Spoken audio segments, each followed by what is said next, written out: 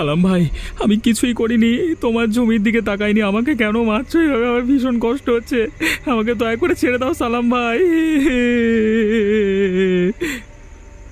মিথ্যে বলিস না, তুই গ্রামের সামনে মাথা তুলে দাঁড়িয়েছিস, নেতা হওয়ার চেষ্টা করছিস, এখন বুঝবি এর দাম কত।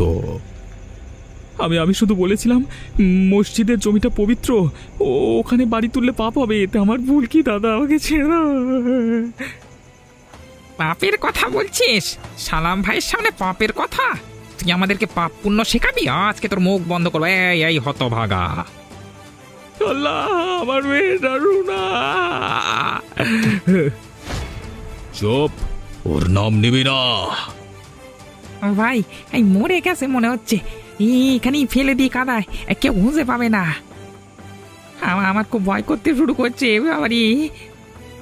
এই কথা বাড়াস না, বৃষ্টি বাড়ছে, যা বলি তাই কর, ব্যাটাকে এখানে ফেলে রেখে পালিয়ে যাই চল।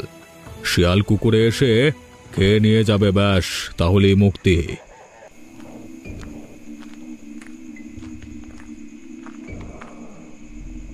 ওঠো, একটা তাজা দেহ। ওঠো। আমি সব দেখে নিয়েছি, ওই কাগজগুলো। তুমি যা করেছো সেটা আর গোপন নেই, আমার কাছে সবকিছু জলের মতো পরিষ্কার। কাগজ? কি কাগজ দেখেছো তুমি? কিসের কথা বলছো? তোমার কি মাথা ঠিক আছে? মাথা ঠিক আছে? ব্যাংকের লক্ষ লক্ষ ট্রান্সফার, তোমার নাম, যারা টাকা নিয়েছে তাদের সকল পরিচয় সব আছে। আমি আমি পুলিশে দেব। আমি আর তোমার সাথে থাকতে পারবো না, কোনো মতেই না। তুমি বুঝছো না, এটা আমার শেষ চেষ্টা, সব জানালে আমি সব হারিয়ে ফেলবো। তুমি কি আমার ক্ষতি চাও? তুমি কি এমনটা আমার সাথে করতে পারবে? তাহলে তুমি সেই সব সৎ মানুষদের কথা ভাবো যাদের তুমি ঠকিয়েছো। তুমি এই করেই এত এত টাকা কামাতে, আমি এতদিনে বুঝতে পেরেছি। তুমি যদি জানাও আমি শেষ হয়ে যাব, তুমি আমার সব নষ্ট করে দেবে। আমি হাত জোড় করছি, আমাকে একটা সুযোগ দাও, আমাকে আমাকে কিছুটা সময় দাও, দয়া করে আমাকে কিছুটা সময় দাও। তাহলে সত্যটা বলো, আর মানুষের টাকা মানুষের কাছে ফিরিয়ে দাও, যে কটা টাকা তুমি লোকের কাছ থেকে ধাপ্পা মেরে নিয়ে এসেছো। সালি, আমার উপর দখলদারি করবি? অনেক ভাবে বোঝালাম, বুঝলি না, তোকে আমি শেষ করে ফেলবো। কেউ জানবে না, কেউ না। আমি এখান থেকে বহু দূরে চলে যাব, কেউ আমাকে খুঁজে পাবে না।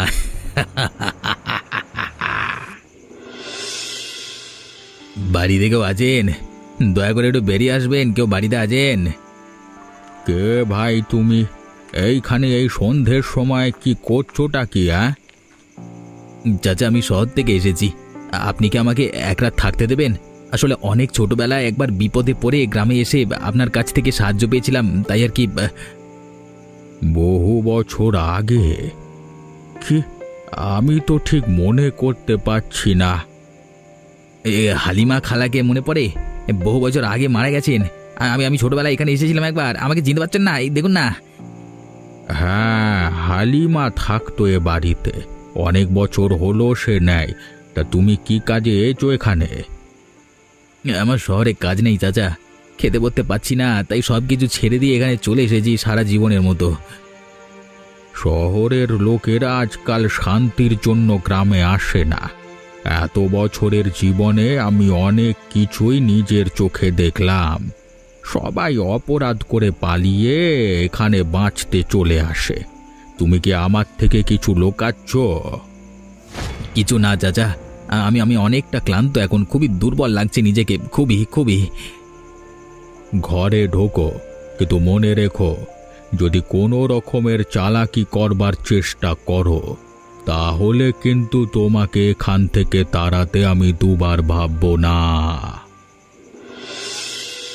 কি ব্যাপার, বাবা রাতে এইভাবে দাঁড়িয়ে আছে কেন? একবার বাইরে গিয়ে দেখি তো।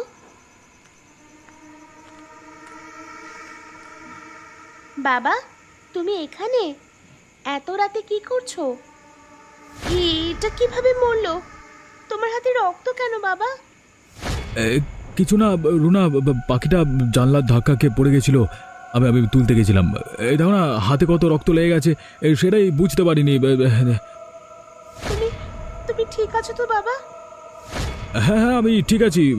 ঘরে যাও রুনা, আমার ভালো লাগছে না। হ্যাঁ, আমিও ঘরে যাচ্ছি, ঘুমাই।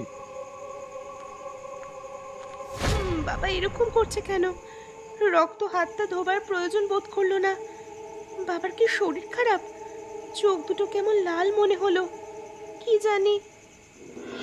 এই গ্রামে আমার কথা না শুনলে কার কথা শুনবে? আমি সালাম, কেউ যদি আমার কথা মতো না চলে সব কড়াকে দেখানো সালা, কেউ বাঁচতে পারবে না। রফিকের মতো এক একজনকে মেরে ফেলবো সালা। সালা কে কে ওখানে দাঁড়িয়ে? কে কে দাঁড়িয়ে আছে? হ্যাঁ হ্যাঁ, কিরে আমাকে এত জলদি তোরা ভুলে গেলি?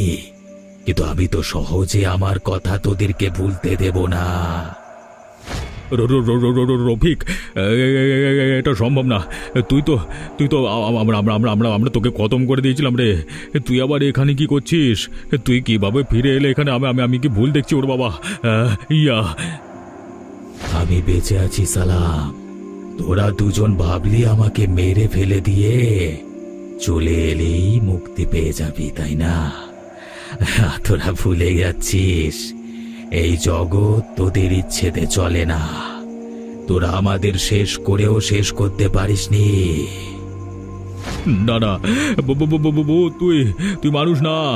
নিশ্চয় আমি ভুল দেখছি। আজ মালটার পরিমাণ একটু বেশি হয়ে গেছে। ভূত ভূত তোর বাবা। আমি মানুষ না, কিন্তু তোর মতো পাপিও না। তোদের মতো পাপীদের, শয়তানদের শেষ করবার জন্য আমি আবার এসেছি। আমি কোথাও যাইনি। তোদের যতদিন না কবর পর্যন্ত পৌঁছাতে পারছি, কোথাও আমি যাব না। আমার কাছে আসিস না, চলে যা রফিক, দূর হয়ে যায় এখান থেকে রফিক। প্রথম ডাক হয়ে গেছে সালাম, আর মাত্র দুটো ডাক বাকি। কেউ বাঁচতে পারবে না, কেউ বাঁচাতে পারবে না। আমি আমি কি দেখলাম? রফিক আমাকে এসে হুমকি দিয়ে গেল। আমি আমি পালাই এখান থেকে, যদি আবার এসে আমাকে মেরে ফেলে। ওরে বাবারে! আরে সালাম ভাই, তোমার কাছে এলাম সকাল সকাল, একটু দোয়া দিবে তা নয়, মুখ ভার করে বসে আছো কেন? হ্যাঁ, আমার সাথে কি হয়েছে জানলে আর এরকম কথা বলতিস না ভাই। কি হয়েছে তোমার সাথে? তুমি আমি দুজন মিলে এত কাণ্ড করে বেরিয়েছি, তোমার আবার কি হবে? হ্যাঁ, কালকে রাতে বাঁশ বাগানের ধারে আমি স্পষ্ট রফিককে দেখতে পেয়েছি। তুমি আবার এসব ভূত টুতের কথা বিশ্বাস করো নাকি? এসব পুরনো দিনের ব্যাপার, পুরনো কথায় এখন কে বিশ্বাস করবে বলো তো? বিশ্বাস আমি এতদিন করতাম না, কিন্তু কালকে যা শুনেছি একেবারে সেই আওয়াজ 3 বার। বাতাসে শব্দ হবে, পূর্ণিমার রাত, রাতে গাছের ডালে কত রকমের পাখি বসে চেঁচায়। আরে ভুলে যাচ্ছ কেন? আমরা নিজের হাতেই তো। আরে যে মানুষ বেঁচে থাকতে কিচ্ছু করতে পারে না, সে মরে গিয়ে ক্ষতি করবে? ব্যাপারটা যদি সেরকম হতো তাহলে আমার যথেষ্ট বুদ্ধি আছে, আমি এরকম মুখ লটকে বসে থাকতাম না। তুই নিশ্চিত তো? হয়তো খুব মজা করছিল। গ্রামের ছেলেরা তো রাত্রে জ্বালাতন করে, ওদিকে হয়তো রাতের মদের নেশা তুমি ভুল দেখেছ। আরে বলছি তো আমি, আমার কথা বিশ্বাস করছো না কেন? ভুল দেখলে আমি সেটা গলা উঁচু করে বলতাম না? তাহলে ভেবে চিন্তে কিছু একটা ব্যবস্থা করতে হবে। এসব কেচ্ছা বাইরে প্রকাশ হয়ে পড়লে তো ঝামেলা। ছোটবেলায় কোনো বড়দের কাছে শুনেছি, কোনো মরা লোক ছিন হলে তার 3টাকে মানুষ বাঁচে না। আহা, তুমি এত চিন্তা করছো কেন রে বাবা? যা করবার আমি সব করছি। নিশ্চয়ই মাথা খারাপ হয়েছে মালটার। এই পাল্লায় পরে এখন দেখছি ভূতের পেছনে হাওয়া দিতে হবে, ভালো লাগে না নেকা। কে তুমি? এই সময় এই পথে একা কেন? কি হলো? আমাকে দেখে ভয় পাচ্ছ নাকি? আমি কিন্তু কোনো সাধারণ মানুষ নই। আমি নিজেও সাধারণ নই। আমার সাথে মজা করছো রাতের বেলায়? যদি বেঁচে থাকতাম তাহলে হয়তো মজা হতো। বেঁচেই যখন নেই, তখন আর মজা করব কি? তার মানে আমি সাবা, আমাকে খুন করেছে আমার স্বামী আরমান। আরমান আর আমার সালাম জাবেদ যারা আমাকে মেরেছিল, তাহলে আমরা দুজনেই খুনের শিকার। কিন্তু তোমাকে কেন মেরেছিল? মসজিদ ভেঙে বেটারা বাড়ি বানাতে চাইছিল। আমি প্রতিবাদ করেছিলাম ভালোর জন্য, তাই আমাকে বাঁশের বাড়ি মেরে মেরে মেরে ফেললো। আমার লোকটাও একই বজ্জাত। টাকা পয়সার হিসেব নিয়ে কথা কাটাকাটিতে আমাদের শহরের ফ্ল্যাটে আমাকে গলা টিপে খুন করেছে শয়তানটা। এখনো ওর হিসেব নেওয়া বাকি, শুধু অপেক্ষা সেই দিনের। তবে তোমার কথা শুনে আমার একটা জিনিস মনে পড়ছে। কি জিনিস শুনি? গ্রামে কোনো একটা জায়গায় বাড়ি করার কথা বলছিল আমাদের লোকটা, আর এই গ্রামে আমি লুকিয়ে এসে থাকতে দেখেছি ওকে। সব কিছু গোপন দেখে তবেই আমি তোমাকে দেখা দিয়েছি। তাই নাকি? তাহলে আমরা এখন থেকে দুজন মিলে শিকারের জন্য অপেক্ষা করে বসে থাকব। যখনই শিকার পাবো, তখন দুজনে মিলে একসাথে ঝাঁপিয়ে পড়ব। আমাদের দুজনের লক্ষ্য এক, রাস্তাও এক, প্রতিশোধ। আমি আজকে কথা দিচ্ছি, আজ থেকে এক চাঁদ পূর্ণ হওয়া পর্যন্ত ওরা বাঁচবে। এখন থেকে ওদের নিঃশ্বাস আমরাই গুনব। হ্যাঁ দেখ সালাম, শহর থেকে কাকে নিয়ে এসছি দেখ। ইনি কে? ইনি হচ্ছেন শহরের সব থেকে বড় কন্ট্রাক্টর আরমান ভাই। ইনি আমাদের মসজিদে জায়গাটা কিনে নিতে চান। ওই বাঙা মসজিদটা জায়গাটা 3 তলা বিল্ডিং হলে কি দাম উঠবে মানে ভাবতে পারো? কিন্তু হুজুররা তো বলেছে মসজিদে জমি বিক্রি পাপের কাজ, এখানে নামাজ হয়, আজান হয়, এসব। আরে ধ্যার, তুমি কবে থেকে আবার সব বুড়োগুলোর কথা শোনা শুরু করলে? হ্যাঁ, ভুলে গেলে? আরে পাপ পুণ্য দিয়ে কি পেট ভরবে? আমার যতদূর মনে হচ্ছে তোমরাও আমার মতোই কিছু একটা কাণ্ড করিয়েছ। তার মানে? জাভেদ ভাই, পুরোটা বলো তোমার বন্ধুকে। আসলে ইনি লুকিয়ে লুকিয়ে মকসুদ চাচার বাড়িতে আছেন। আরে ওই বুড়ো মকসুদ চাচা 1 নম্বরের বজ্জাত শয়তান লোক, ওর বাড়িতে কেন? আসলে আমার হাত দেওয়াটা গুনাহ হয়ে গেছে শহরে, জানো তো। এই লাইনে থাকতে গেলে এসব সাধারণ ব্যাপার। তোমরাও করেছো, আমিও করেছি, তাই এখানে এসে কদিন গা ঢাকা দিয়েছিলাম। মাঝখানে জাভেদ ভাইয়ের সাথে পরিচয় হয়ে আবার কাজে লেগে পড়লাম গোপনে। তাহলে তো আর কোনো চিন্তা নাই ভাই, তুমিও দেখছি আমারই দলের লোক। কাজের কথা শোনো, ভাই শহর থেকে টাকা নিয়ে এসেছে, তাই এখন বেশি দৌড়াদৌড়ি করানো উচিত হবে না। তুমি নথি জোগাড় করো, আমি বাকি লোকজন সামলাবো, ব্যাপার শেষ। ঠিক আছে, তবে রাতের দিকে একবার আলোচনা করা দরকার।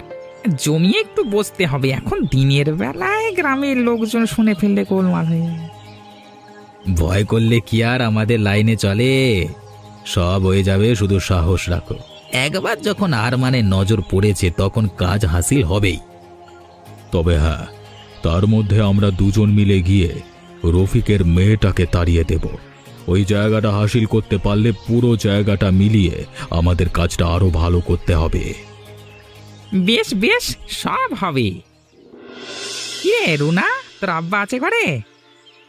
তোমরা আবার কি চাও? তোমরা আব্বুর কথা কেন জিজ্ঞেস করছো?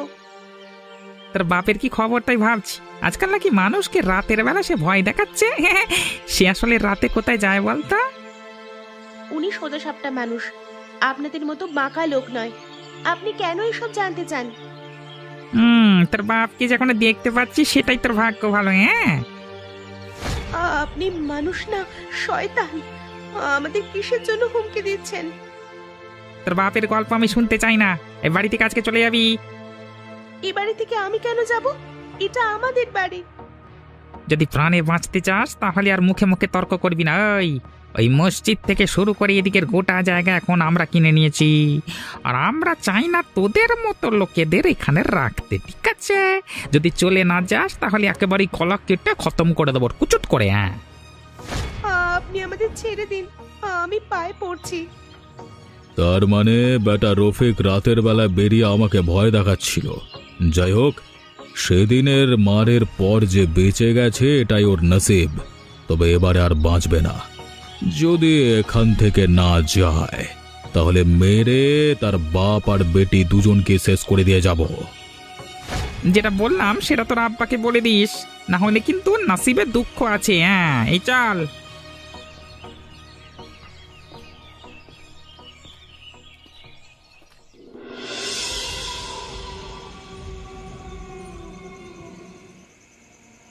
চাচা, আর কত ঘুমাবে চাচা? আমার ঘরের মধ্যে কে ঢুকে পড়েছো? হ্যাঁ, আমাকে ভয় পাওয়ার কিছু নেই চাচা, আমি রফিক। কিন্তু তুমি আমার ঘরে ঢুকলে কি করে? এখন আর আমার কোথাও যেতে কেউ বাধা দিতে পারবে না। তার মানে যার শরীরে জিন ঢোকে তার আবার বাধা কি চাচা?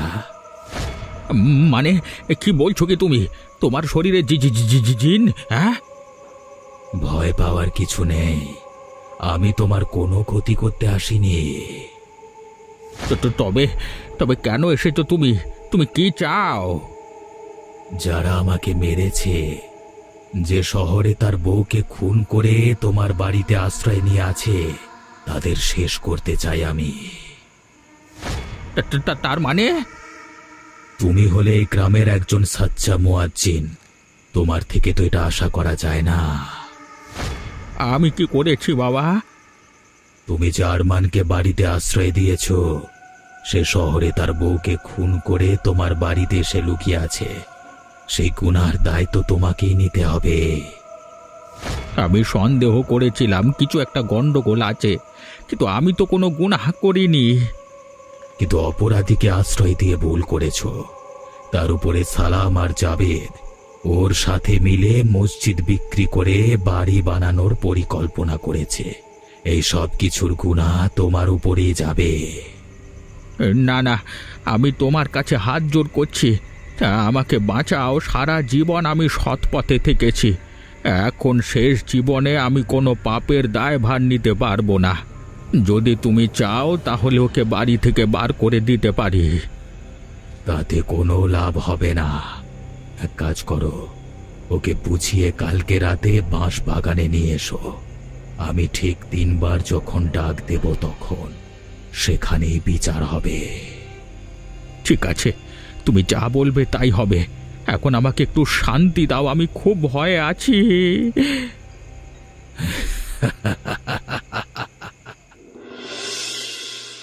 যেদিন তুমি আমার বাড়িতে এসেছিলে সেদিন তোমাকে একটা কথা বলেছিলাম, মনে আছে? মানে হ্যাঁ, মনে আছে তো। মানে যদি মনে থাকতো তাহলে গোপনে গোপনে এ গ্রামের দুজনের সাথে পরিকল্পনা করে মসজিদ বিক্রি করতে না আমার বাড়ি থেকে।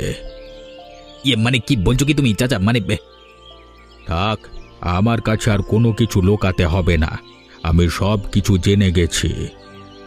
দেখো চাচা, একটা সত্যি কথা বলি তোমাকে, এতদিন তুমি 5 ওয়াক্ত নামাজ পড়ে এই ভাঙা বাড়িতে থেকেছো, এখন একটু জীবনের মজা নাও এই শেষ বয়সে এসে।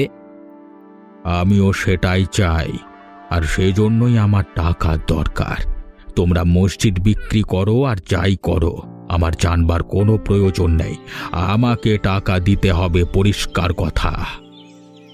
ঠিক আছে, কিন্তু বাকিদের সাথেও আমি একবার কথা বলে দেখি তারা কি বলে। কথা বলে আমাকে জানাবে।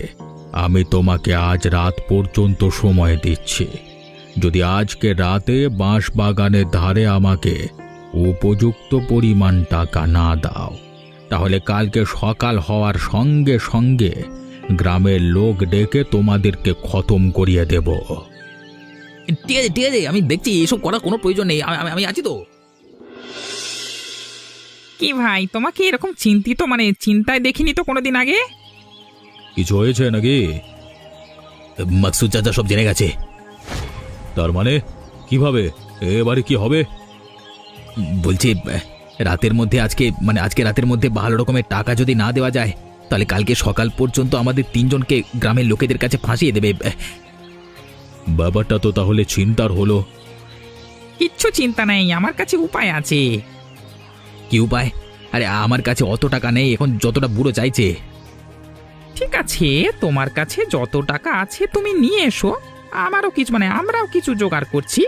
বুড়োর বাড়িতে যাব না, বাঁশ বাগানের ধারে আমরা টাকা নিয়ে অপেক্ষা করব, বুড়োকে ডেকে আনবে। হ্যাঁ, তারপর তারপর তারপর হ্যাঁ, তারপর টাকা দেখিয়ে বুড়োকে ওখানেই জিন্দা কবর দিয়ে দেব। হ্যাঁ, এই না হলে জাবেদ মিয়া, একেই বলে বুদ্ধি। ঠিক আছে, তাহলে ওই কথাই রইল।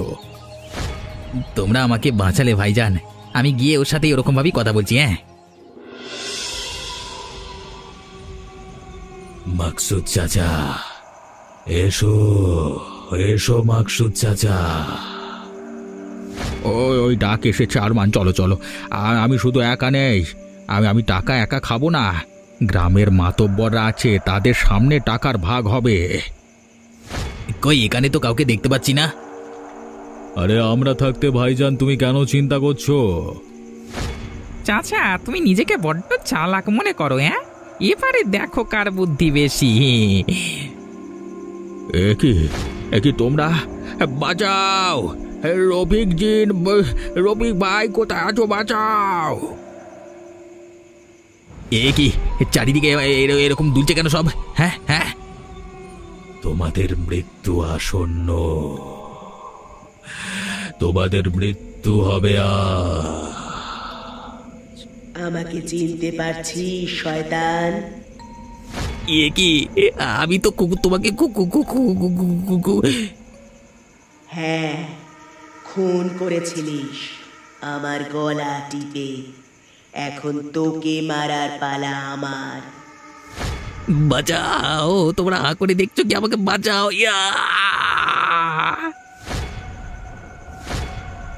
রফিক, তোমার ভিতরে জিনের বাস, আমাদের ছেড়ে দাও, তুমি ছেড়ে দাও, ছেড়ে দাও। আমি মনসুর মিয়ার জিন।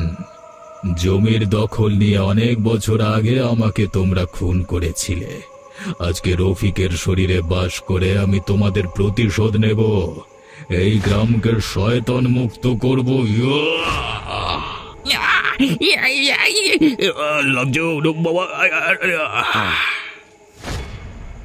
আজকে থেকে এই গ্রাম শয়তান মুক্ত হলো জিনের 3 ডাকে। এখন আমাদেরও কাজ শেষ, তাই আমাদেরও মুক্তি। তুমি ভালো থেকো মাকসুদ চাচা, আর আমার মেয়ে রুনার খেয়াল রেখো। আমি চলি।